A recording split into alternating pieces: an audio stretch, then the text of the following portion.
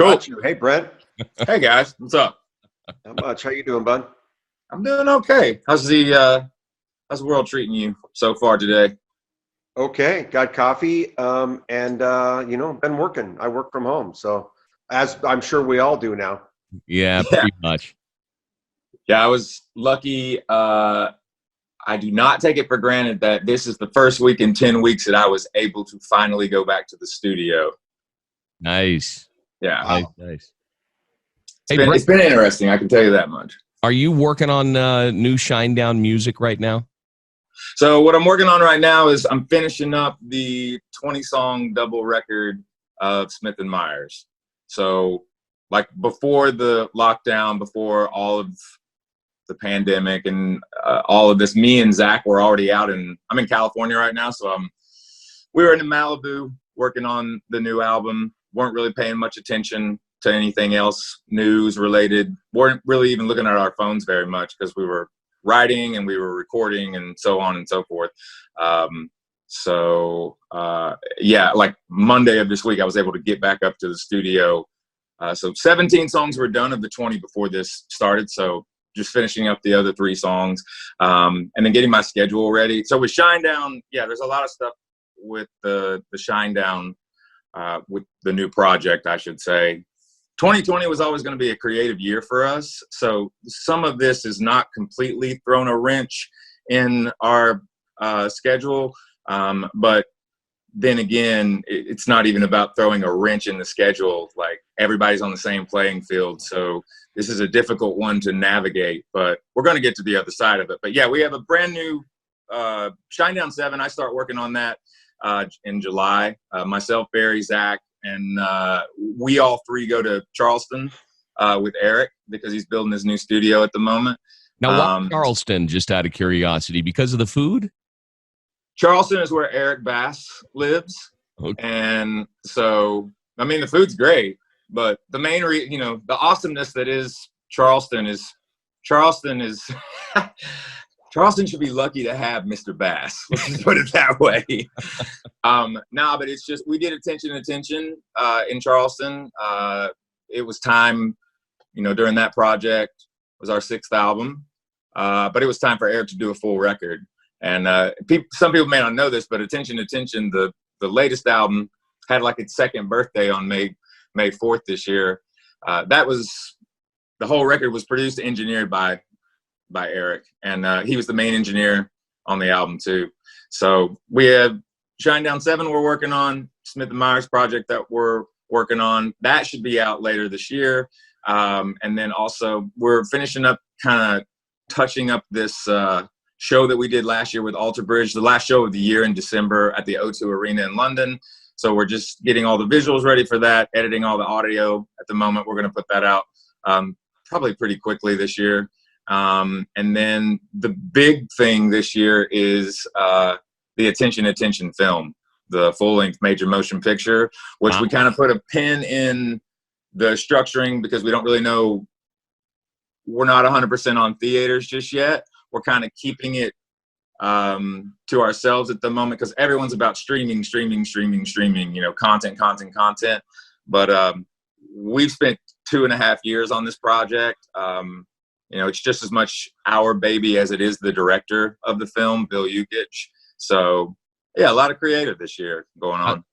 I've spoken to a lot of musical artists during this whole pandemic thing, and it's weird. A lot of artists are saying that because of the stress of COVID and everything, they're having a real writer's block right now. When you would think that if you're just stuck at home, you'd be like in a writing frenzy. Which way do you fall, Brent? Have you been a little bit more creative? Are you writing down more, or has it been difficult? That's an interesting question, actually. I think that nerves and fear play a big part of writer's block, even without a pandemic. Mm-hmm. A few years ago, I had like a 6-month stretch where it wasn't that I couldn't write. It's just everything that I was writing, I just thought it wasn't any good. And people were like, what are you talking about? Like, this is, and I'm like, and it was just one of those things for me personally where I just could not wrap my head around that it was to the level I needed it to be. It's when you let those elements go and you allow those feelings like fear, anxiety, panic, uncertainty, use it. Like, use it as fuel. Don't edit yourself. And that's one thing I would tell, my fellow artists out there too. Like, hey, look, I mean, we're all in a very unique situation here, but I'm an optimist. I always have been. I just don't subscribe to any type of, I've just never embraced any kind of pessimistic thought process. I'm always about finding the solution, even if it takes a minute to figure it out. Like, keep calm and figure it out, So have you written anything inspired by this whole pandemic thing right now? Oh yeah, totally. And do you see that as a wave of music that we're going to see, in the next year or so? That's an interesting question too. I do believe that people, as long as it's genuine and it's written about these times, I think people will hear it in the song and they'll see it in the artist, the way that they present themselves. If you're trying to cash in on it, good luck with that. Because people aren't stupid to begin with. You know what I mean? If you're faking it, they can tell. The other side of that too is I think that people are not gonna wanna hear things about this virus anymore. There's gonna be a point where it's like, because people are in that frame right now, they're like, okay, enough is enough.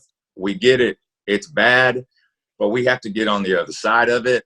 However, we got to do that. And you have people's moral compass right now. And then you have obviously the economic strain, because you have kids that are out of school, parents that don't have teaching degrees trying to teach their kids at home and what have you. You have an uncertainty as to when groups can gather larger than 25 people at a time safely. And then, as phases open up, like, that's how you're supposed to do it. But I'll be honest with you also, man, I don't know if we have the time for that, and don't take that the wrong way either. I'm looking at every single side. I know people that have gotten the virus. I know people that have family members that have gotten the virus. Unfortunately, I know people that had family members that have passed because of the virus. But people are going to, at a certain point in time, you're going to need to understand that if you want your confidence back, if you want your way of life back, and when I say your way of life, I mean our way of life, but our way of life, but better. Because all of these elements that we're looking at, how this has infected the environment in a positive way, how, just how people treat one another. And I've always said that I think that we're at our best when we need one another. But I think right now, people, when you watch the news, everything is about a vaccine and or a treatment. And I think the general public, just overall, they got it. They understand it. We get it. But how do you move forward from it? You can't shelter in place forever. And at the end of the day, too, you talk about having great minds and scientific minds, medical minds, looking at the big picture here. I know some people think about it from the idea of, well, we have the technology. Why won't they just release the vaccine? They say that there's 100 different vaccines working right now. Well, that's true. But they have to make sure that a vaccine does two really, really important things. The first thing it has to do is not kill you. And the second thing that it has to do is it has to work.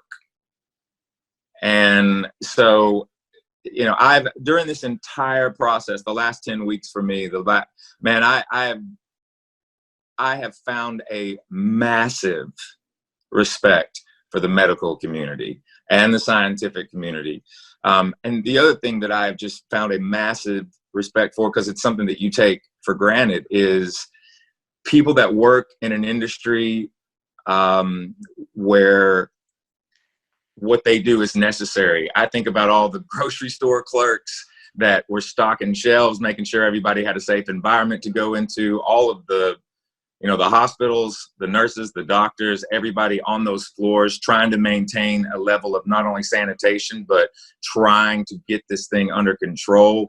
But when you think about the military, you think about police, you think about all the essential workers, ambulance drivers, truck drivers, all these things that make the world run. And you take it for granted until everything stops. And it's like, okay, now what are you going to do? Are you going to work together to figure out how to solve this problem? And not only that, are you going to be able to work together in order to understand that this will not be the last, situation of this magnitude? I mean, I hope there's nothing ever like this ever again, obviously, but there's always going to be something. And people talk about the last time this happened was probably, they bring up the Spanish flu, but there were different kinds of things that happened after the Spanish flu. You may have just not known about it. Mm-hmm. And this is something that has been brought to the forefront. I mean, don't get me wrong. I mean, as of this morning, globally, it's approaching 5 million cases. That's 300,000 people have died globally. And when people start doing that whole, like, yeah, but that's only like 0.0001% of the population, doesn't matter. It's still people's lives. You know what I mean? Yeah. And so I shouldn't say it doesn't matter. It does matter. And we need to be figuring out better ways to communicate with each other, better ways to respect one another. I will tell people this, though. We are going to get back to living our lives together, but we need to be prepared for what's next. Because just with this virus, they call it coronavirus. They say, COVID-19, and you have to really be careful. I've been very outspoken about everything during this process, and I have to really know what I'm talking about, especially if I'm going to talk about scientific things or medical things, because I don't have a degree. I don't have a doctorate, but I've been talking to a lot of men and women that do have degrees and that are on the front line working on this. And, just like this is essentially SARS, but it's SARS part 2. There'll be a part 3, 4, 5, so on and so forth. A virus mutates. That's what it does. Mm-hmm. We have to be smart about this. And, the reopening structure of different cities and different countries right now, there's nothing foolproof. I think you've got some governors that are looking at the potential of a herd immunity. Some people are talking about, we don't know if there's going to be a vaccine this year. We don't even know if there's going to be a vaccine next year. And that makes everybody crazy. Like, it's just constant negative news. But there is good news out there. They are working on a couple of phases right now, I believe, from what I've read and researched, and some of the people that I know. I think we're closer to a treatment probably than a vaccine. And just like when you get the flu, and this isn't the flu, we know that, but, you have an option to have a flu shot each year. You don't have to get it. It's basically gives you a 50-50 shot that you pretty much had beforehand. But now if you have pre-existing conditions, or you're older, or you have something that's compromised, like your immune system, it's probably better for you to take the flu shot. Maybe. I'm not 100%. I'm not those people's doctors. But what I do know is that the last time I got the flu was probably like 2007, like at least over 10 years ago. And I mean, I was sick, but they gave me Tamiflu, not because it was a cure, because it's a treatment.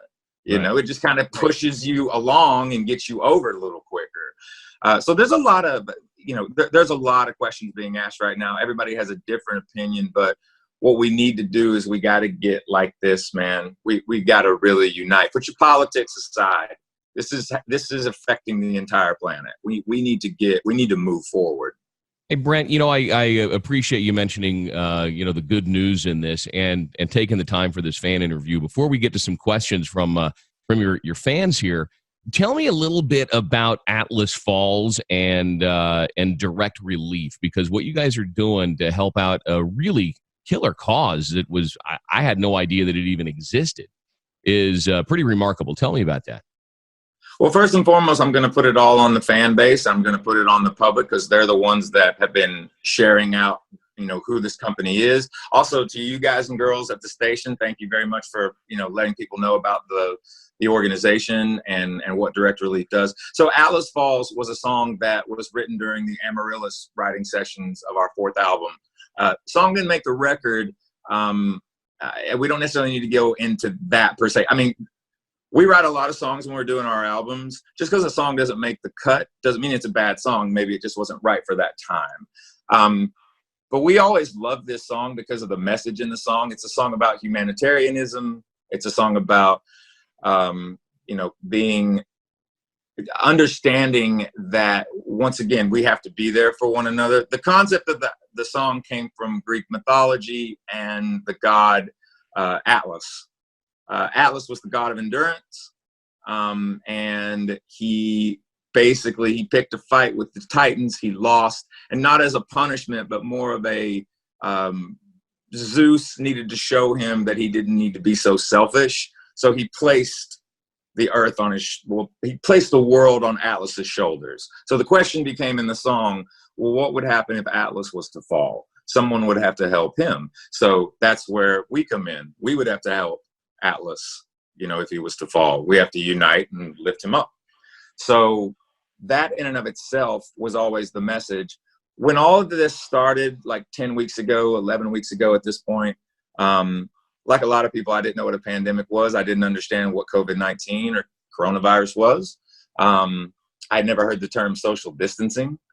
So I just started to get on the internet, and I just started to educate myself on as many things as I could, just to kind of catch up and see what it was that was in front of all of us.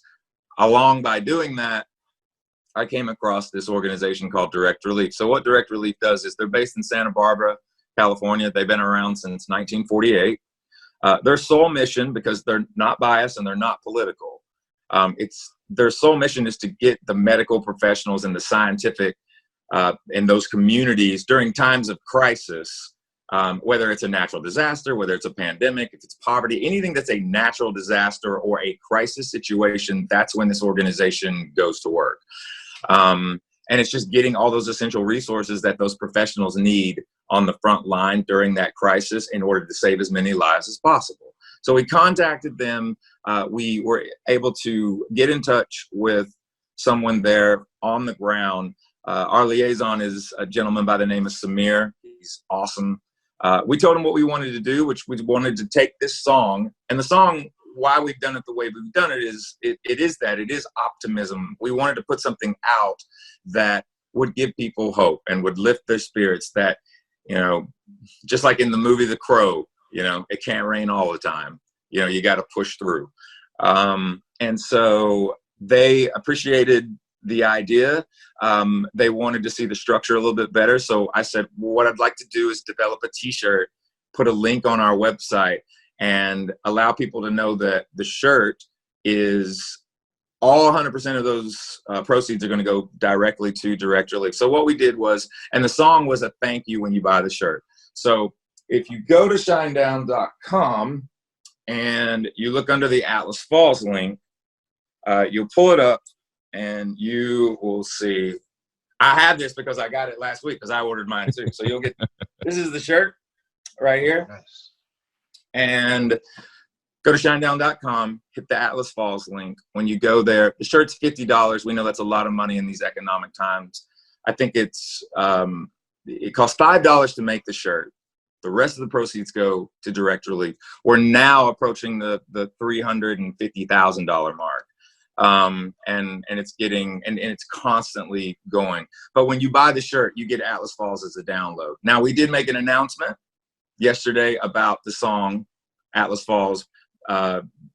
Friday this week, we are now going to allow the song to go to DSP formats. So all the digital services on a global scale will now have the song. But that doesn't stop this shirt in regards, people were like, oh, I wish it could have, this could have gone on longer or what have you. And it's, the Atlas Falls shirt will always remain in Shinedown's merch store.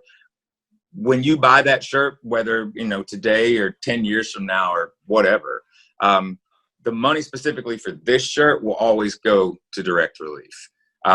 We've created a partnership with them. They have taught us a lot. They have really, they're an organization too, where you can go to directrelief.org and they give you minute by minute, literally like hard facts, hard numbers of like what's going on in real time, like how much PPE they've been sending out, what countries they're going to that day, what countries they've already been to that day, the amount of what the PPE is, just a lot of essential things that need to be done when you're on the ground during a crisis situation. They're just really, really important. And yeah, that's kind of the thing where nobody really knew who they were, and now everybody knows who they are, which I think is fantastic, because we work with the Red Cross, we work with United Way, Salvation Army, we work with DC Strong, we work with St. Jude, we work with a lot of different charities and what have you, and we appreciate those, and we will continue to work with them.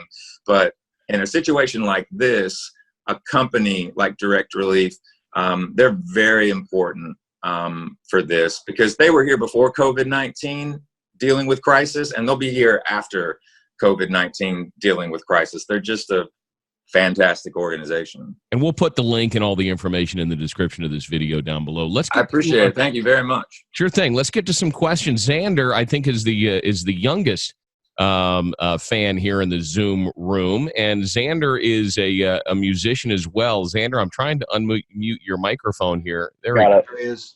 All right. What's your question for Brent Smith?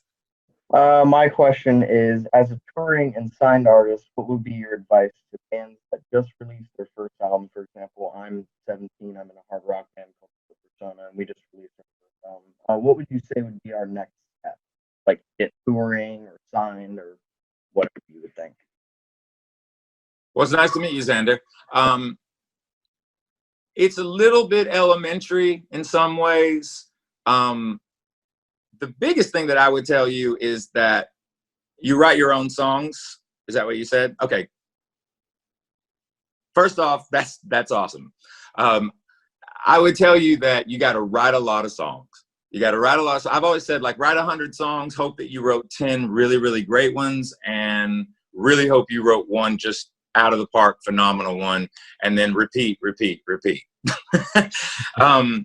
thing is that you have to have the songs first, because right now the touring side of what musicians do, especially right now, has been halted. Really, it's going to come back, but it's definitely going to take some time. So touring is going to change before we can get it back to like tens of thousands of people. There's going to have to be different sanitation regulations, all that kind of stuff. But for the musical part of things, that idea of like going in also, and when you have like you're going in to make a record or something of that nature, sometimes people will just write 10 songs and then they go, well, that's 10 songs. I've got an album. Cool. Let's record that. Not necessarily. You want to make sure that every single song on your record, that nothing is filler. Like we don't like the term album tracks. Like every song should be special. Every song should, whatever special is to you, whatever your hooks are, whatever style of music you're into, every single one of those songs need to be at the highest level for you. Because if your songs are good and if your songs are great, you're going to be successful. Because music is like air for people. I know it is for me. And I've watched music cure cancer. You know what I mean? Like it's something that as human beings, we need it more than anything in the world. It can give us confidence. It can give us inspiration. It can be there for us when we need it the most. Stay true to the writing. Focus on your lyrics too. The unique thing also with the younger generation, I know you said you're 17, is this right here. You have this platform to get your music everywhere. You know what I mean? You just put it out.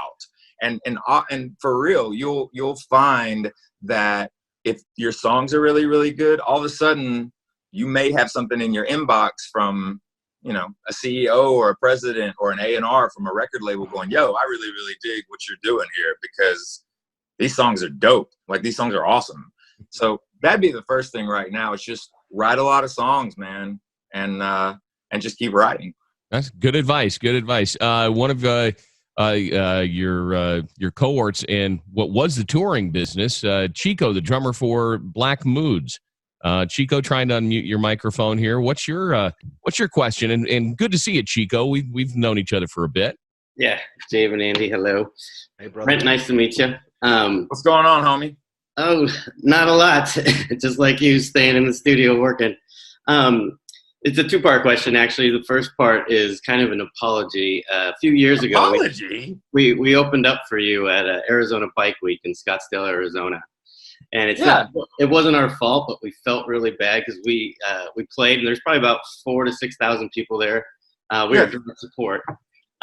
We had a killer show. It was awesome. We get off stage, and you guys are doing a changeover, and you hit the first song, and then the stage went black. And I remember this. You remember that? Oh, yeah. We felt like it was our fault. We're like, what did we do? What did we do?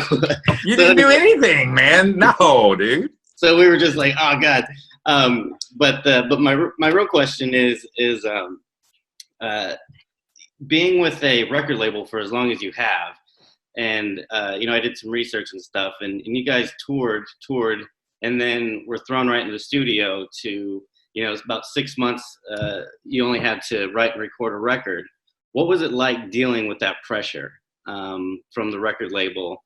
And how did you deal with it? And how did your bandmates deal with it? And how did you overcome that? That's a good question. By the way, we've got about 9 minutes left, so I want to get Brandon's question in from Pilot over here. So too. I know that's a hint for me to speedy answer. The whole thing is, you get your whole life to do your first album. You'll get about 6 months to do your second record if your first album is really successful, which is what happened to us. And I got to be honest with you, man. I've been on Atlantic Records for 20 years. Attention was our sixth album. But before that record was turned in, our original deal was a 6-album deal. And Atlantic, that is, Julie Greenwald and Craig Cowman, who are, the presidents and the CEOs of Atlantic, because it's all under the Warner Music Group. So there's a lot of different subsidiaries in there.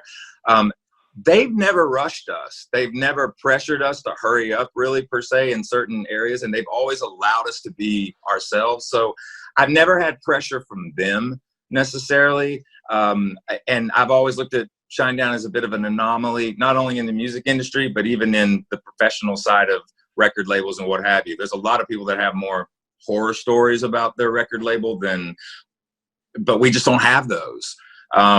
There's always been a level of respect, and once again, comes down to the music, comes down to the songs. But they've never really pressured me. But I would just, once again, the elements of that is don't email each other all the time too. Like sometimes people are like, when bands get signed to a label or an artist gets signed to a label, you've got A&R, you've got these different executives, you've got all these tiers and promotion, this and that and the other.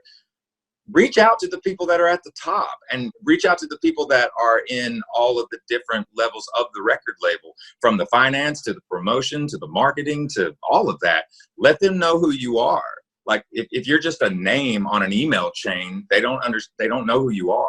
So it's kind of up to you to be your biggest cheerleader also, and let those people at the label and in the industry know who you are.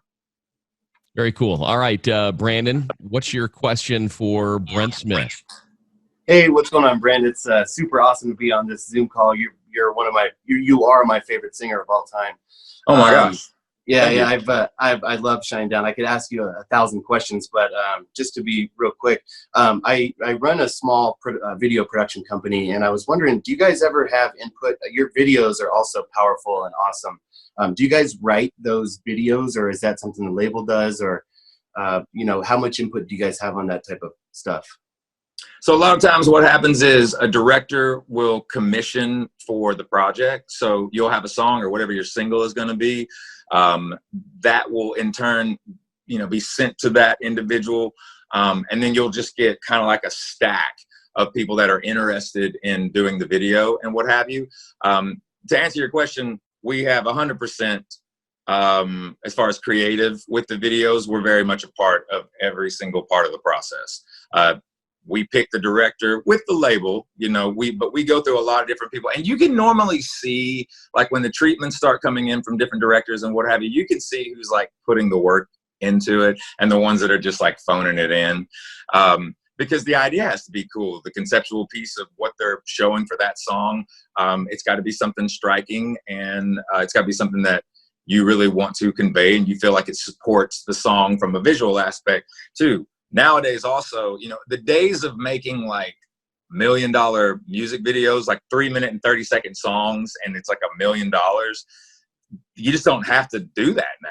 Like, I mean, there's just so much technology. Once again, you know, as I was talking to the other young man, Xander, about like, you know, this right here and this virtual world and what have you, there's just so much technology. A lot of bands and a lot of artists now are very hands-on. Like, they're the directors, or they put production companies together and do their own, you know, videos that way.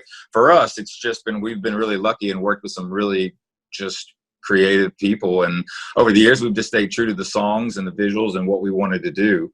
That's a really, really good question though, man. Yeah. You just kind of have to not vet, but like, you just have to, whoever kind of inspires you the most, when you're reading the treatments, that's who you go with. Hey, Brent, on that question, would you recommend somebody like, in Brandon's situation, you know, he's obviously a filmmaker.